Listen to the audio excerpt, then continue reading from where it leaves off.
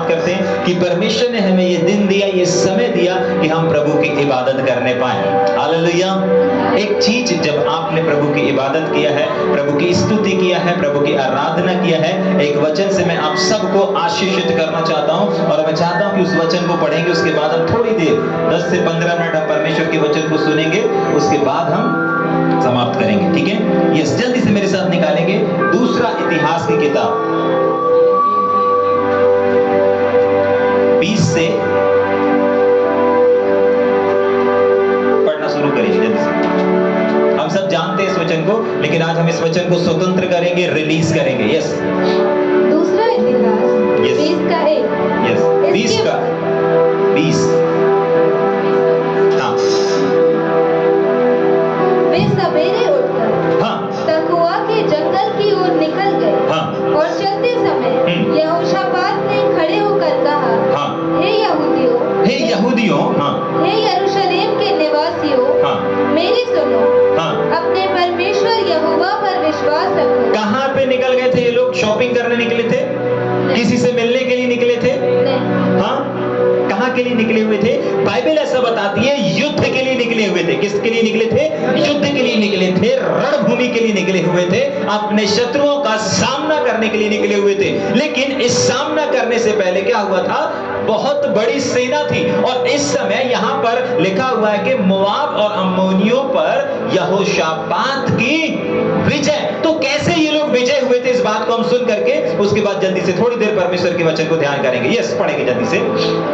हे यहूदियों, हे यहूदियों, हे यरूशलेम के निवासियों, हे यरूशलेम के निवासियों, मेरी सुनो, मेरी सुनो, अपने परमेश्वर यहोवा अपने परमेश्वर यहोवा के लिए पर विश्वास रखो। विश्वास रखो। ठीक, कितने लोग विश्वास करते हैं अपने परमेश्वर पर, अपने खुदाबंद यीशु मसीह पर विश्वास करते हैं? ठीक, हम सब विश्वास करते हैं। ठीक, सुनेंगे आगे। सिर्फ विश्वास करना काफी नहीं है। कितने लोगों के जीवन में संघर्ष चल रहा है, कितने लोगों के जीवन में युद्ध चल रहा है। हो सकता फाइनेंस का युद्ध चल रहा होगा, हो सकता परिवार का युद्ध चल रहा होगा, हो सकता सेवकाई का युद्ध चल रहा होगा, हो सकता प्रॉपर्टी का युद्ध चल रहा होगा, हो सकता है व्यक्तिगत जीवन का युद्ध चल रहा होगा। अगर किसी भी युद्ध में आपने कदम रखा है, सिर्फ विश्वास काफी नहीं है, लेकिन आपको विजय बनाने वाला विश्वास के साथ कुछ और है। यस, पढ़ेंगे जल्दी से। तब तुम स्थिर रहोगे। हाँ, तब तुम स्थिर रहोगे। उसके आगे, उसके नबियों की प्रतीति करो। उसके नबियों की प्रतीति करो, मतलब आज की जनरेशन में परमेश्वर के वचन की प्रतीति करो। हर एक वचन जो परमेश्वर आपको प्रति सप्ताह देता है, प्रतिदिन देता है, आपको उसके वचन का आदर करना है। नबी लोग पहले क्या किया करते थे? परमेश्वर के वचन को लेकर के आते थे, परमेश्वर की आवाज को परमेश्वर के लोगों तक पहुंचाया करा करते थे। ठीक है कि नहीं? समझ में आ रहा? ठीक, क्या करो? प्रतीति करो। उसके बाद तब तुम कंठाढ़ हो जाओ। जी, आगे। तब उसने प्रजा के साथ हाँ, सम्मति करके कितनों को ठहराया, हाँ, जो कि पवित्रता से शोभायमान होकर जी, हथियारबंदों के आगे आगे हथियार बंदों के आगे आगे, मतलब युद्ध करने जा रहे हैं और युद्ध करने से पहले शत्रु, तलवार, भाले, इन सब चीजों से पहले कुछ है आगे। और क्या है? क्या है? पढ़ेंगे। क्या है? हथियार बंद के आगे आगे आगे क्या है? आगे क्या है? आगे कैशियो है, आगे क्या है? गिटार है, आगे क्या है? रिदम है, आगे क्या है? आराधना करने वाले हैं। ये आज के जनरेशन में, पहले के समय में जैसे बनता था, ठप बनता था, बीड़ा बनता था, बाजे यंत्र थे, जितने भी थे उस समय में सब शस्त्रों के आगे जो हमला करने वाले हैं, जो प्रहार करने वाले हैं, उनके आगे, मतलब युद्ध में लड़ने से पहले क्या चीजें आगे जा रही है? स्तुति आगे जा रही है। क्या आगे जा रही है? आराधना आगे जा रही है। जब आप संडे को या कोई भी सभा में जब स्तुति करते हो, आराधना करते हो, परमेश्वर के भवन में आकर के, परमेश्वर की सभा में आकर के, आपको खुद को नहीं मालूम कि जब आप स्तुति का बलिदान परमेश्वर को चढ़ाते हैं, वो स्तुति परमेश्वर के पास पहुंचने से पहले कब पहुंचती है? जैसे एक सफर होता है ना, आप अपने घर से यहां तक अगर आए हैं तो आपने कुछ सफर को तय किया है, लेकिन दो चीजें अभी आपके सामने है। क्या है? पहले आपका घर और दूसरा अभी आप जहां पर बैठे हैं। दो चीजों को आप देख पा रहे हैं ना, लेकिन बीच में कुछ हुआ है। बीच में आपने एक सफर को तय किया है, कितने ट्रैफिकों का सामना किया है, कितने सिग्नलों का सामना किया हुआ है, कितने उबड़ खाबड़ रास्तों का सामना किया हुआ है, कितने ब्रेकर का सामना किया हुआ है। हाँ या ना? ठीक है कि नहीं? ठीक उसी प्रकार आपको नहीं याद रहता, जब आप स्तुति करते हैं, आराधना करते हैं, कितने बंधन, कितने युद्ध, कितने श्राप, कितनी बेड़ियां, कितनी जंजीरें परमेश्वर आपकी स्तुति के द्वारा आपके घर, आपके परिवार, आपके जीवन से तोड़ता और तोड़ता और तोड़ता की भविष्यवाणी करना चाहता हूं, हर एक वो जन जो प्रभु की आराधना करने के लिए परमेश्वर के भवन में उपस्थित रहता है, परमेश्वर की आराधना करने के लिए उत्साहित रहता है, भूखा रहता है, प्यासा रहता है, उनके जीवन से, उनको अपने जीवन से, अपने घर से, अपने परिवार से, उनको अपने छुटकारे के लिए और बढ़ोतरी के लिए घुटने टेक करके प्रार्थना करने की आवश्यकता नहीं है, क्योंकि उनकी स्तुति ही उनका हथियार है। और वो स्तुति, वो आराधना उनके हर एक एक बंधनों को, हर एक एक उन ऊपर खाबर रास्तों को, हर एक एक उन संघर्षों को विजय में बदलने जा रहा है यीशु मसीह के नाम से। देखिए, अगर आप आराधना करना जानते हैं, अगर आप आराधना कर सकते हैं, आपका परमेश्वर आपके रास्तों को आसान कर सकता है, आपके रास्तों को संभल कर सकता है, आपके ऊपर खाबर रास्तों को, आपके संघर्षों को वो समाधान में बदल सकता है यीशु नासरी के नाम से। आमीन, आमीन। कितने लोग तैयार हैं परमेश्वर के वचन को सुनने के लिए? यस, जल्दी से मेरे साथ निकालेंगे एक वचन को, और मैं चाहता हूं उस वचन को पढ़ेंगे नीति वचन की किताब।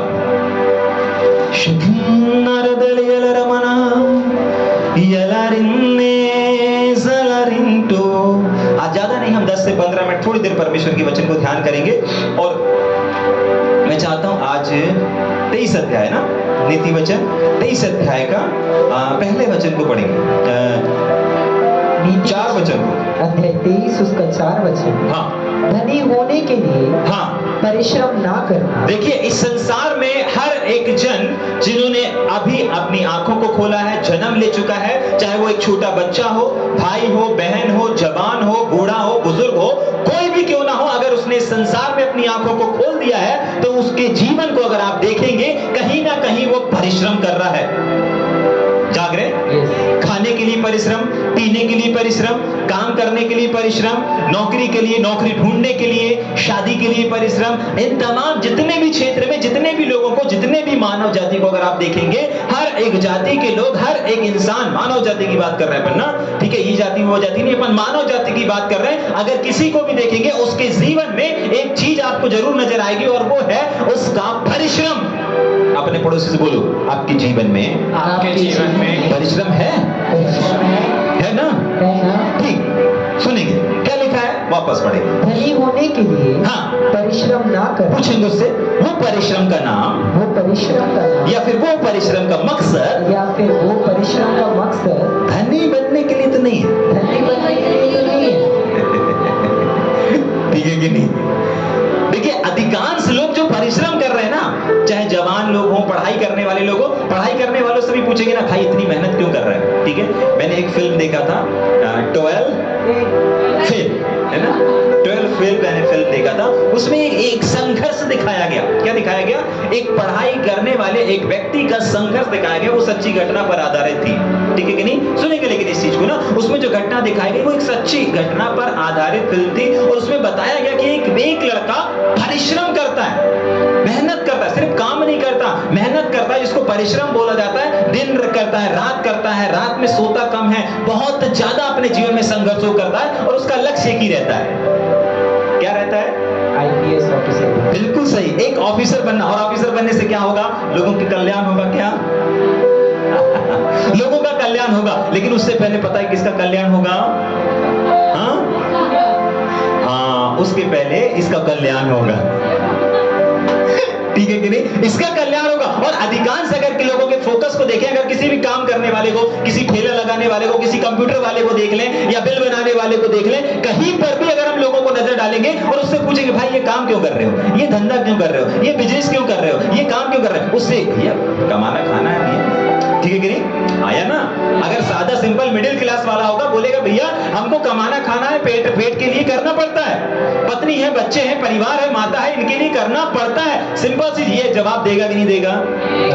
अगर वो और हैवी है, और मतलब हैवी का मतलब है और हाई लेवल का है ना? हाई लेवल के भी बिजनेसमैन होते हैं ना, फैक्ट्रियां चल रही हैं, एक नहीं 10 चल रही हैं, एक बिजनेस नहीं बहुत सारे बिजनेस चल रहे हैं। उनसे अगर पूछेंगे तो उनको उन लोग क्या बोलेंगे? हमको अपने नाती पोतों के लिए एक बड़ा एम्पायर खड़ा करना है, एक बड़ा क्या करना है, एक बड़ा बिजनेस और एक बड़ी संपत्ति छोड़ करके जाना है। मतलब बहुत सारा वो लोग कहेंगे कि नहीं, हम धन संपत्ति के लिए इस चीज को, इस कार्य को, इस बिजनेस को और इस फैक्ट्री को चला रहे हैं। समझ में आ रहा है? मतलब उनका भी परिश्रम अगर हम देखेंगे, एक मिडिल क्लास से लेकर के एक बड़े से बड़े बिजनेसमैन के भी परिश्रम को अगर हम देखेंगे, तो उसका रिजल्ट एक निकल करके आता है, और वो है धन। ठीक है कि नहीं? मिडिल क्लास के लोगों को देखेंगे तो उनका निकल के आता है क्या? पेट निकल के आता है, भोजन निकल करके आता है। लेकिन परमेश्वर का वचन यहाँ पर कुछ कह रहा है कि परिश्रम करना है, लेकिन किसके लिए नहीं करना है, उसको पहले पढ़ेंगे। दो चीज को, हाँ, धनी होने के लिए। नंबर 1, आपको और हमको धनी होने के लिए परिश्रम करने की आवश्यकता नहीं है। क्यों नहीं है? क्योंकि परमेश्वर का वचन बताता है धन तो किसकी ओर से मिलता है? परिश्रम करने से मिलता है क्या? नहीं। परमेश्वर का वचन कहता है मत्ती रचित समाचार में, आकाश के पक्षियों को देखो, ठीक है, वो लोग परिश्रम नहीं करते, ठीक है। आपको और हमको भी धनी होने के लिए, संपत्ति प्राप्त करने के लिए क्या नहीं करने की आवश्यकता है? परिश्रम करने की आवश्यकता नहीं है। तो भैया किस चीज के लिए? हम हाई लेवल और बड़े बिजनेसमैन नहीं है, हम पेट के लिए तो कम से कम कर सकते हैं, अपने परिवार के लिए तो हम कर सकते हैं। ये सवाल आपके सामने आ रहा होगा, जाग रहे? लेकिन एक वचन को और पढ़ेंगे हम, जाग रहे? यूहन्ना रचित सुसमाचार उसका 6वां अध्याय और उसका 27 वचन। यूहन्ना रचित सुसमाचार उसका 6वां अध्याय और उसके 27 वचन को सुनेंगे। यस, नाशवान भोजन के लिए। ओहो, ऐसा लिखा है, नाशवान भोजन के लिए परिश्रम ना करो। परिश्रम ना करो। नाशवान भोजन के लिए परिश्रम। वापस पढ़ेंगे। हाँ, नाशवान भोजन के लिए। भोजन कहाँ जाता है? पेट में जाता है ना। अगर मिडिल क्लास लोगों से पूछेंगे तो वो यही बोलेंगे, ठीक है कि नहीं? भैया पेट के लिए करना पड़ता है, परिवार के लिए करना पड़ता है। मैंने इसके पहले बताया, देखो हम कौन होते हैं अपने परिवार का संचालन करने वाले ना? जिसने हमको हमारे परिवार से जोड़ा है, हम लोगों से जोड़ा है, उसका काम है हमारी क्या चीज को करना? हमारी हिफाजत करना, हमारी केयर करना, और हमें क्या करना? भोजन को देना। समझ पा रहे हैं? ठीक है भैया, पेट के लिए भी परिश्रम नहीं करना है, नोट के लिए भी परिश्रम नहीं करना है। अपने पड़ोस से बोलेंगे, पूछेंगे बोलेंगे उसको, नोट के लिए परिश्रम नहीं करना, नोट के लिए परिश्रम नहीं करना, पेट के लिए भी परिश्रम नहीं करना। पेट के लिए भी परिश्रम नहीं करना। बोलेंगे अच्छे से हिला के बोलेंगे, नोट के लिए परिश्रम नोट के लिए परिश्रम नहीं करना, नहीं करना, पेट के लिए परिश्रम पेट के लिए परिश्रम नहीं करना। नहीं करना। आपको मालूम है क्यों नहीं करना? सुनिए ध्यान से। परमेश्वर का वचन इस प्रकार से बताता है, भोजन पेट के लिए और भोजन पेट, और पेट परमेश्वर, भोजन पेट के लिए और पेट भोजन के लिए बना हुआ है। और बाइबल ऐसा बताती है ये दोनों नष्ट होने वाले, ये दोनों नष्ट कर दिए जाएंगे। तो अभी भी एक सवाल होता है कि भैया ठीक है, परिश्रम का फल तो परमेश्वर देने आ रहा है, तो किस चीज का परिश्रम करना है? अपन ने इस चीज को पढ़ा ना कि परमेश्वर हमारे परिश्रम का प्रतिफल देने आ रहा है। एक वचन को पढ़ देंगे पहले, प्रकाशित वाक्य की किताब। हमने 2 दिन पहले इस वचन को पढ़ा था, आज फिर पढ़ेंगे। प्रकाशित वाक्य 2 अध्याय और उसके 2 वचन को। प्रकाशित वाक्य की किताब उसका 2 अध्याय और उसके 2 वचन को पढ़ेंगे। उसके बाद हम 1-2 बात देख के बस 10 से 15 मिनट में खत्म करेंगे। यस, प्रकाशित वाक्य अध्याय 2 उसका 2 वचन। जी, मैं तेरे काम को और तेरे परिश्रम को, दोनों चीजों को, ठीक है कि नहीं? परमेश्वर हमारे काम और परमेश्वर हमारे परिश्रम, दोनों चीजों को जानता है, ठीक है कि नहीं? और परमेश्वर जो प्रतिफल देने आ रहा है ना, देखिए, काम अगर कर रहे हैं तो क्या मिलेगी? और बाइबल के शब्दों में बोलेंगे मजदूरी। और अगर परिश्रम करता है एक व्यक्ति तो क्या मिलता है? प्रतिफल मिलता है, ठीक है कि नहीं? अगर एक व्यक्ति सिर्फ जिम्मेदारी को निभा रहा है तो उसको सिर्फ सैलरी मिलेगी, ठीक है कि नहीं? यानी कि मजदूरी मिलेगी, मजदूर को मजदूरी मिलेगी। लेकिन अगर वो अपने परिश्रम से करता है उस चीज को, तो बाइबल बताती है उसको प्रतिफल देने के लिए परमेश्वर आ रहा है, ठीक है? तो भैया किस चीज का प्रतिफल? अगर अपने पेट के लिए परिश्रम का प्रतिफल नहीं मिलेगा, अपने बिजनेस एम्पायर खड़ा करने के लिए, धन के लिए परिश्रम नहीं करने बोल रहा है, तो परिश्रम करना किस चीज का है? 1-2 बिंदु देख करके जल्दी से अपन खत्म करेंगे। समझ में आया यहां तक? क्या देखने जा रहे हैं? वो अपने पड़ोसी बोलो, रियल परिश्रम।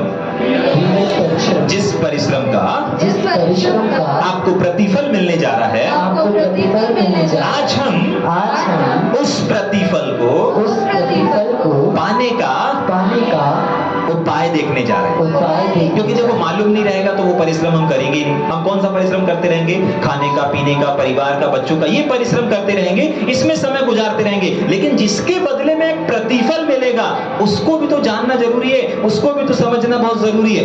जाग रहे हैं? अपने पड़ोसी को बोलेंगे, अपने पड़ोसी को बोलेंगे परिश्रम जानना है, परिश्रम जानना है, ऐसा परिश्रम जो फल लेकर के आए, जो फल लेकर। ठीक, पढ़ेंगे जल्दी से मेरे साथ में। क्या देखेंगे? किसके लिए हमको परिश्रम करना है? यूहन्ना रचित सुसमाचार उसका 6वां उसका 27 वचन हमने पढ़ा, उसी का लास्ट वाला भाग भी पढ़ेंगे। 2 भाग में बटा हुआ है वो वचन। यस, जो अभी पढ़ा हमने, नाशवान भोजन के लिए परिश्रम ना करो, उसके आगे उसी लाइन में लिखा है परंतु उस भोजन के हाँ, परंतु उस भोजन के लिए, एक और यहाँ पर भोजन है इस शरीर के लिए, जो खाने के लिए, इस शरीर को जो बल देने के लिए भोजन की आवश्यकता पड़ती है। दाल, चावल, रोटी, ठीक है कि नहीं? चिकन, बिरयानी, अटन, मटन, शटन, ठीक है, और जितनी भी चीजें आप जानते हैं जो आपको पसंद होगा, ठीक है कि नहीं? समझ में आ रहा है? ठीक, वो वाले इस शरीर के लिए आवश्यक है, लेकिन बाइबल यहाँ पर बताती है इसके नहीं, परंतु उस भोजन के परंतु इस भोजन के अलावा एक और भोजन है। इस भोजन के अलावा एक और भोजन है जो तैयार किया जाता है, उस भोजन को भी देखेंगे। हाँ, जो अनंत जीवन तक, जो अनंत जीवन तक ठहरता है। आपको मालूम है अभी जो भोजन आप लोगों के लिए बना हुआ है वो 2 दिन तक ठहरेगा क्या? संडे तक ठहरेगा क्या? नहीं ठहरेगा। लेकिन एक और भोजन है, मान लीजिए आपने दिन भर काम करके एक भोजन का और एक पार्टी का इंतजाम कर भी लिया, जाग रहे हैं, अगर कर लिया, उस दिन लोग नहीं आए तो आपके संडे को उनको खिलाओगे? हैं? इतने अशब्द बोलेगा वो कि यार 2 दिन पुराना खिला रहा है, 4 दिन पुराना खिला रहा है, मतलब वो किसी काम का नहीं है। पुराने नियम में भी पुराना भोजन किसी काम का नहीं था, परमेश्वर मना कर देता, नहीं ताजा खिलाऊंगा, ठीक है कि नहीं? अपने पड़ोसी को बोलेंगे ताजा मन्ना खाना है, ठीक, सुनेंगे, उसी के लिए परिश्रम करना है, बोलेंगे उसी के लिए परिश्रम करना है, उसी के लिए परिश्रम, ठीक है भैया। ये क्या है? पढ़ेंगे वापस उसको। हाँ, परंतु उस भोजन के लिए, परंतु उस भोजन के लिए जो अनंत जीवन तक ठहरता है। क्या है? ठहरता है, मतलब वो नाश नहीं होता, इस भोजन की तरह वो नाश नहीं होता। और बाइबल बताती है कि कौन सा वो वचन है, कौन सा वो भोजन है जो कभी नाश नहीं होता। बाइबल ऐसा बताती है आकाश और पृथ्वी टल जाएंगी, यानी कि नाश हो जाएंगी, खराब हो जाएंगी, लेकिन मिट जाएंगी, टल जाएंगी, एक स्थान से दूसरे स्थान पर खिसक जाएंगी, लेकिन मेरा जो वचन है वो कभी नहीं टलेगा, वो कभी नहीं टलेगा, वो कभी नाश नहीं होगा, वो कभी टल नहीं सकता। तो आपको अगर परिश्रम करना है तो किस में करना है? सबसे ज्यादा परमेश्वर के वचन को खाने में। जाग रहे हैं? जो आपके शरीर के साथ साथ आपके आत्मा को भी क्या देता है? बल देता है, और उसके समान जैसा वो खुद है, वो वचन कैसा है? कभी ना, कैसा है वचन? कैसा है? अनंत जीवन तक। ये वाला भोजन कैसा है? अनंत जीवन तक है, अनंत जीवन तक कायम रखता है। और आपको मालूम है जो इस भोजन को खाता है, ठीक है कि नहीं, जो इस भोजन को खाता है वो खुद भी उस भोजन के समान बन जाता है। परमेश्वर का वचन कहता है जो कोई मेरे पास आएगा, जो कोई मुझ में से पिएगा, जो कोई मुझ में से खाएगा, वो अनंत काल तक न मरेगा। जोर से बोलेंगे ना, अनंत काल तक नहीं मरेगा। तो यही जीवन की रोटी है, यही जीवन का जल है, और यही वो भोजन है जिस भोजन के लिए हमको कसरत करना है। सबसे पहली चीज, अगर आपको परिश्रम करना है तो परमेश्वर के वचन को पढ़ने के लिए परिश्रम करना है, परमेश्वर के वचन को ध्यान करने के लिए परिश्रम करना है, सुसमाचार को फैलाने के लिए भी आपको परिश्रम करना है। सिर्फ पढ़ना काफी नहीं होता। बाइबल बताती है अगर आप सुसमाचार नहीं फैलाते तो आपके जीवन पर हाय। समझ पा रहे हैं? अगर आपको परमेश्वर ने मुख दिया है, टैलेंट दिया है, आपको परमेश्वर के संदेशों को फैलाना है, एक स्थान से दूसरे स्थान पर लेकर के जाना है। जाग रहे हैं? समझ पा रहे हैं इस चीज को? ठीक है, पहली चीज जो हमको क्या करना है, इस क्षेत्र में परिश्रम करना है। अपने पड़ोसी को बोलो वचन के लिए परिश्रम करोगे तो प्रतिफल पाओगे। ठीक, जल्दी से एक वचन को और पढ़ेंगे ना। हाँ, इफिसियों की पत्री 4 अध्याय 28 वचन को पढ़ेंगे, और एक वचन निकाल के रखेंगे गलातियों 4 का 11। पहले इफिसियों 4 का 28, इफिसियों अध्याय 4 उसका 28 वचन। हाँ, चोरी करने वाला फिर चोरी ना करे, वरन भले काम करने में अपने हाथों से परिश्रम करे। यहां पर भी एक परिश्रम है जिसके बदले में परमेश्वर हमें प्रतिफल देगा। ठीक है कि नहीं? हम वो काम को देख रहे हैं, उस परिश्रम को देख रहे हैं, जिस परिश्रम को करने के बाद परमेश्वर हमें क्या देगा? प्रतिफल देगा। तो पहले हमने क्या देखा? परमेश्वर के वचन को ध्यान करना, मनन करना, सुसमाचार सुनाना, इसके प्रति भूख और प्यास को रखना, इसमें जो भी हम प्रतिफल, इसमें जो भी हम परिश्रम करते हैं, इसके बदले में हमें प्रतिफल दिया जाएगा। दूसरा एक और चीज क्या लिखा है, पढ़ेंगे वापस। चोरी करने वाला फिर चोरी ना करे, वरन भले काम करने में, भले कामों को करने में अपने हाथों से परिश्रम करे। देखिए, ये वो वाला परिश्रम नहीं है कि आप रास्ते में जा रहे हैं, ट्रेन में सफर कर रहे हैं, कोई आ गया, दे दे बाबा, दे दे बाबा, दे दे भैया, दे दे, ऐसे करते कि नहीं करते हैं, है ना? आपने उसको निकाल करके क्या किया? ऐसे में देखा, पहले निकाल करके देखा, क्या नहीं, ए जा भैया, चिल्लर नहीं है, ठीक है कि नहीं? बोलते हैं, ऐसे बोलते हैं। देखना मैडम तुम्हारे पास है क्या? मैडम ने भी देखा कि यहाँ से पर्स निकाला, नहीं चिल्लर नहीं है, जाने दो, जा भैया अभी नहीं है, ठीक है कि नहीं? अरे 10 का नोट था, चिल्लर नहीं मैडम, अरे 10 का था ना, ठीक है कि नहीं? 5 का होता तो दे देते। जाग रहे? ये वाला क्या लिखा वहां पर? निर्धन ना, क्या लिखा है? बहुत सा शब्द आया है।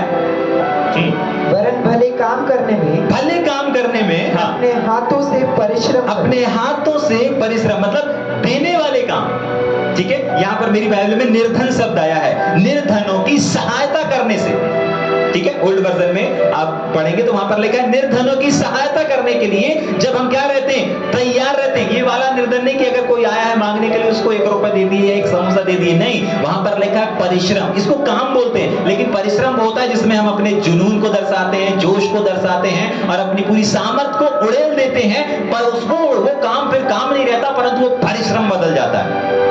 वो काम फिर काम नहीं रहता, लेकिन वो काम परिश्रम में बदल जाता है। समझ में आ रहा है? इसका परमेश्वर हमको प्रतिफल देगा। जाग रहे हैं? एक और वचन पढ़ेंगे क्या? प्रेरितों के काम 20वां अध्याय उसका 35 वचन। प्रेरितों के काम 20वां अध्याय उसका 35 वचन। जल्दी से 1-2 वचन देके खत्म करेंगे। प्रेरितों 20 अध्याय उसका 35 वचन।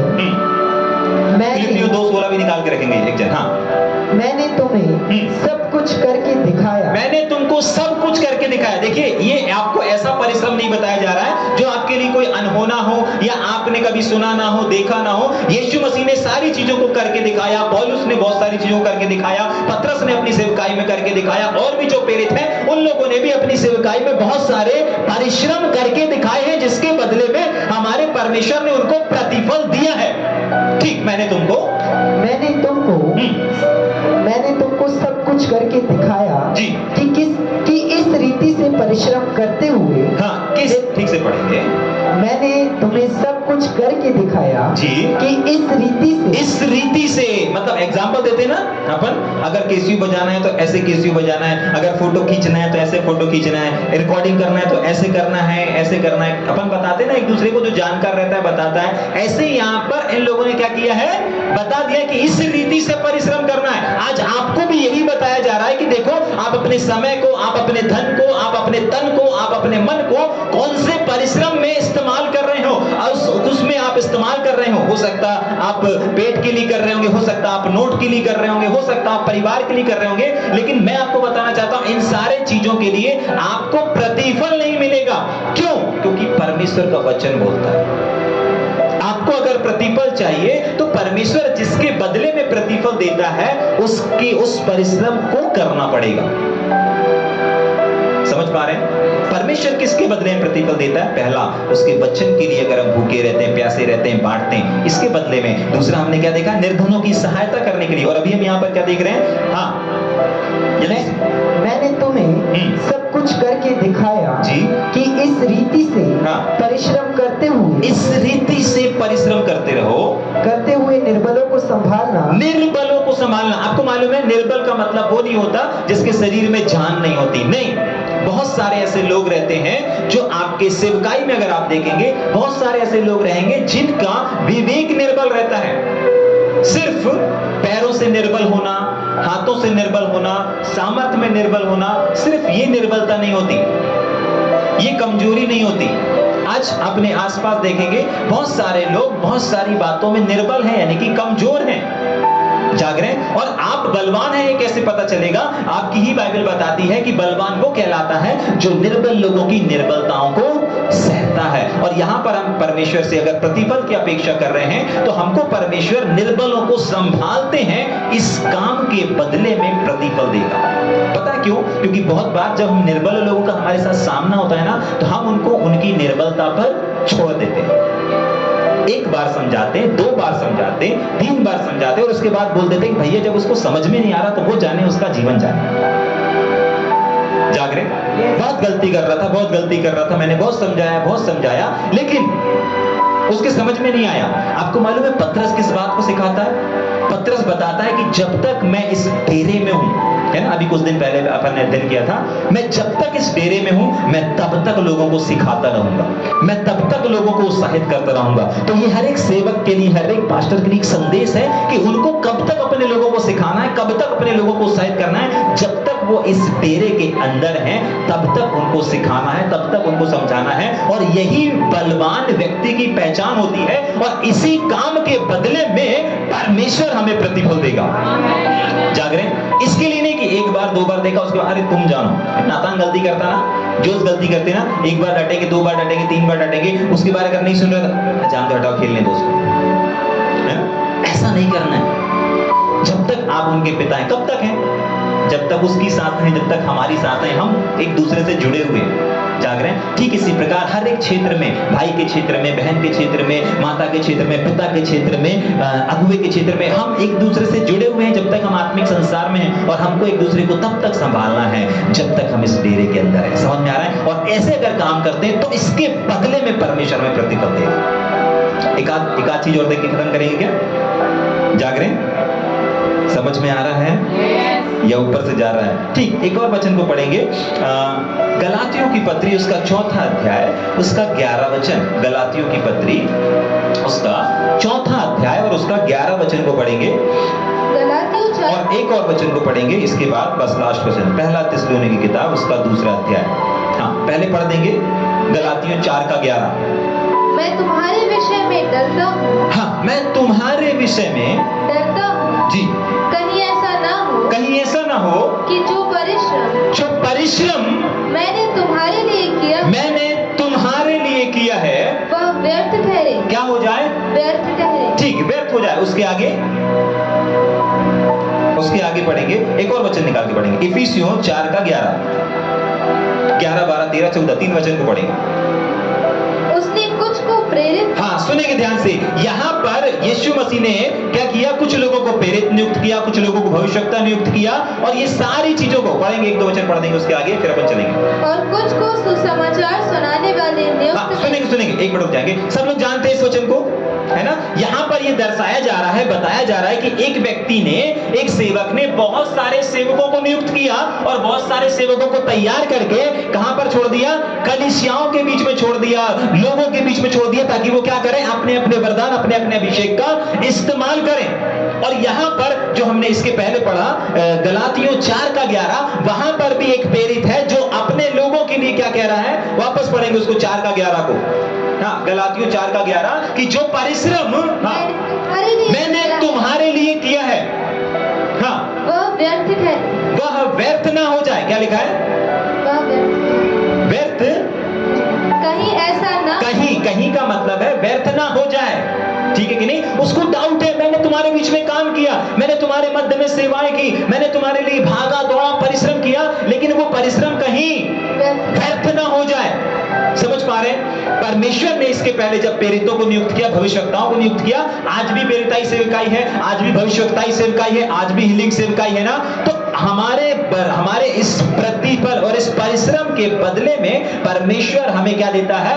प्रतिफल को देता है। मतलब इसको अगर मैं एक लाइन में बोलूं तो लोगों को तैयार करने के बदले में, लोगों को तैयार करने में परिश्रम लगता है कि नहीं लगता है? लगता है। एक व्यक्ति को शुरू से लेकर के पूरी बाइबल सिखाना, समझाना, इन सब चीजों में परिश्रम लगता है। मतलब एक व्यक्ति को छोटे से बड़े करने में जैसे एक माता पिता को परिश्रम करते हैं ना, वैसा ही एक आत्मिक क्षेत्र में एक छोटे से बच्चे को एक सेवक बनाने में भी क्या लगता है? परिश्रम लगता है। आप अपने छोटे बच्चों को पाल पोष के बड़ा कर दोगे, इंजीनियर बना दोगे, हो सकता है उसका प्रतिफल आपको नहीं मिलेगा, नहीं मिलेगा, बाइबल बताती भी है, अभी हमने पढ़ा था। लेकिन अगर एक आत्मिक बच्चों को एक परमेश्वर के काबिल बना देते हैं, सेवकाई के काबिल बना देते हैं, परमेश्वर का वचन कहता है इसके बदले में, इस परिश्रम के बदले में मैं तुम्हें प्रतिफल दूंगा। जाग रहे हैं? हर एक सेवक की, हर एक माता पिता की ये जिम्मेदारी है, अपने बच्चों को डॉक्टर इंजीनियर बनाए, ठीक है, अच्छी चीज है, लेकिन डॉक्टर इंजीनियर बनाने के बाद उस पद तक पहुंचने तक अगर वो परमेश्वर से दूर हो गए,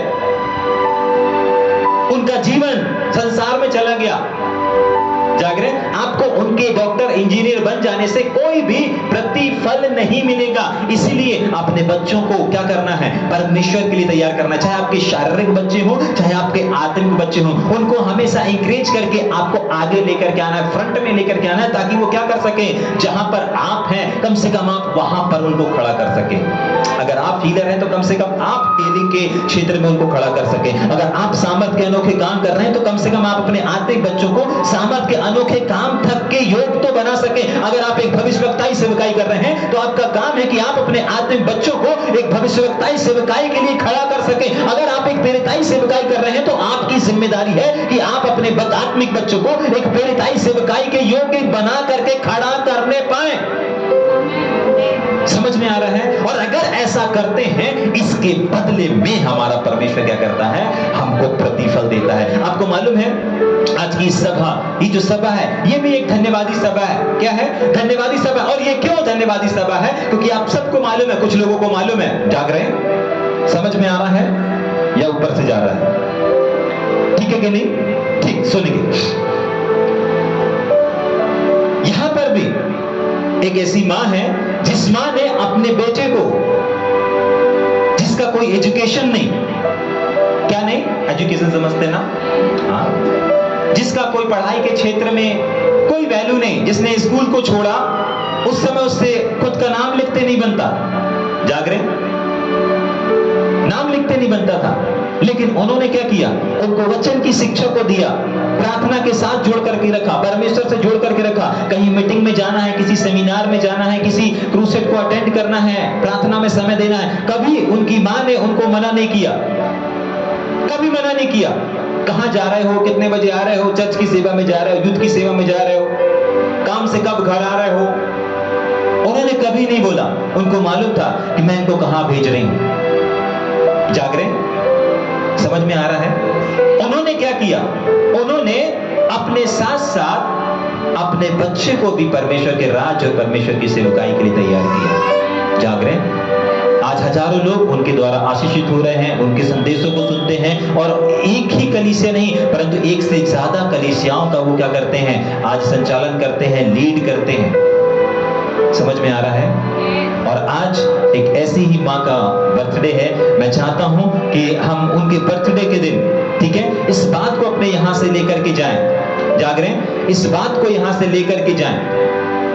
किस बात को लेकर के जाएं? कि परमेश्वर उन्होंने अपने बच्चे के लिए, जाग रहे हैं, अपने बच्चे के लिए कितना काम किया, परमेश्वर उनको इस बात का प्रतिफल नहीं देगा। कितनी मजदूरी किया, इस बात का प्रतिफल नहीं देगा, लेकिन उनको प्रतिफल इस बात का मिलेगा कि उन्होंने एक बच्चे को परमेश्वर की सेवकाई के लिए उठा करके खड़ा किया। जाग रहे हैं? जिसका कोई एजुकेशन नहीं, जिसका कोई भविष्य नहीं था, लेकिन उन्होंने क्या किया? अपने बच्चों को किस चीज के लिए तैयार किया? परमेश्वर के राज्य के लिए, परमेश्वर की सेवकाई के लिए उठा करके खड़ा किया। और इस बात के लिए, इस काम के लिए परमेश्वर क्या करेगा? उनको प्रतिफल देगा। क्यों? क्योंकि उन्होंने परिश्रम किया। देखिए, अपने बच्चों के पेट के लिए, अपने बच्चों के भविष्य के लिए, एजुकेशन के लिए सारी मां परिश्रम करती हैं। ठीक है? जो प्रभु को जानती हैं, नहीं जानती हैं, वे भी क्या करती हैं? वे भी क्या करती हैं? परिश्रम करती हैं। जाग रहे हैं? परिश्रम करती कि नहीं करती? हम में से हमारे आसपास जो माएँ हैं, आपके मोहल्ले में जो माएँ होंगी, क्या वो अपने बच्चों की फीस का इंतजाम नहीं करती? अपने पति से बोल करके, है ना, कोई पार्ट टाइम जॉब भी करके परिश्रम करती कि नहीं करती? करती हैं। समझ में आ रहा है? करती हैं। लेकिन मैं आपको बताना चाहता हूं कि उसके बदले में प्रतिफल नहीं मिलेगा। क्यों? क्योंकि वो उनकी जिम्मेदारी, वो उनका काम है कि नहीं? लेकिन अगर एक माँ, अगर एक परिवार अपने बच्चों को परमेश्वर और परमेश्वर के राज्य के लिए खड़ा करता है, परमेश्वर का वचन, अभी अपन ने वचन से पढ़ा, यीशु मसीह ने बहुत सारे लोगों को प्रेरित सेवक के लिए नियुक्त करके दिया। वहां पर एक प्रेरित बोल रहा था कि मेरा परिश्रम व्यर्थ हो जाएगा अगर ये सेवकाई के लिए नहीं खड़ा हुए।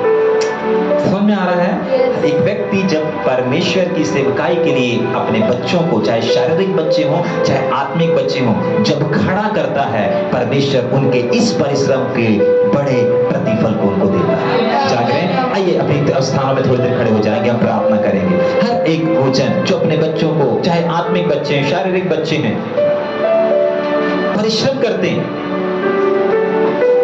उनको आत्मिक स्तर में बढ़ाने के लिए, फलवंत करने के लिए, रीगादा नामा सुखरुहंतरबा पीसा का तीनीमा सुठून तलरबांद्रियालरबा लहज़री डरी यंत्रमा को टुब्रको शुकोतुलुलुबु।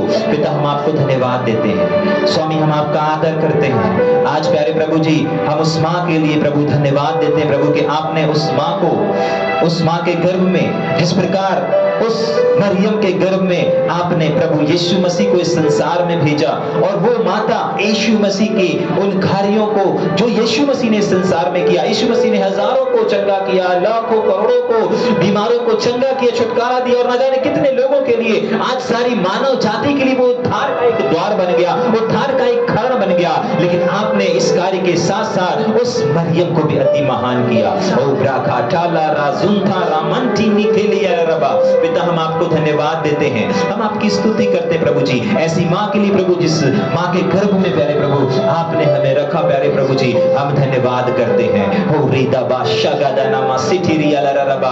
पिता, हम विशेष प्रार्थना करते हैं प्यारे प्रभु जी, ओ माँ के आज आपने एक और उनके जीवन में एक और वर्ष को जोड़ा प्रभु जी, हम सब मिल करके उनको आशीषित और आशीषित कहते हैं। रीगा दाना माशा काटो रोखा टाला रीताला बादीना मोतरबा लगा सग सग दरग दरबा ओ रोतो बो शुकतलो रुहनु सतरो बो ओ राबा बाबा ओ राबा। सब लोग अपने हाथों को बढ़ाएं, सब लोग अपने हाथों को बढ़ाएंगे, सब लोग अपने हाथों को बढ़ाएंगे। ओ राठाना माशा का दरबा बाबा लिब्रेना मन सुतरो प्रभु। पिता, हम धन्यवाद करते हैं, पिता हम धन्यवाद देते हैं ऐसे गर्भ के लिए प्रभु, जिस गर्भ में प्रभु जी आपने अपने सेवक को रखा प्यारे प्रभु जी। ओ हम धन्यवाद करते हैं प्रभु जी इनके जीवन के लिए और इनके उस परिश्रम के लिए प्यारे प्रभु, जिस परिश्रम के बदले में आप प्रतिफल देने जा रहे हैं प्रभु जी। ओ इस माँ को प्रतिफल देने जा रहे हैं प्रभु जी, हम धन्यवाद देते हैं प्रभु जी। ओ पिता, इनके जीवन में प्रभु जी, इनके घुटने टखनों में प्यारे प्रभु, इनके शरीर में प्रभु जी, ओ इनके देह, इनके प्राण, इनके आत्मा में हम प्रभु यीशु मसीह के लहू की सामर्थ को रिलीज करते हैं।